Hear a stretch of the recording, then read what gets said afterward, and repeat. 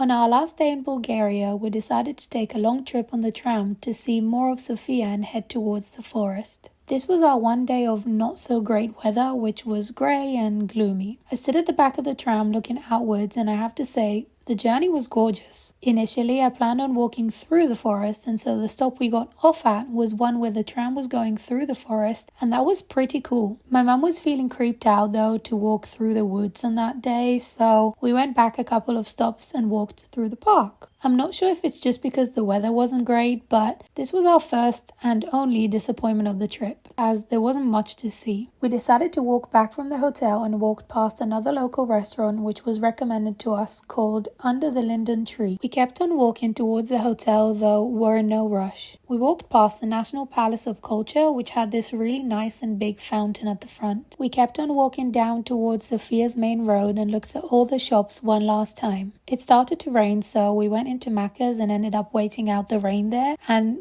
then going back to the hotel. We picked up our suitcases and headed to the airport. I don't remember much about the flight back, which means it must have been pleasant enough for me to sleep, and that was the end of our trip to Bulgaria.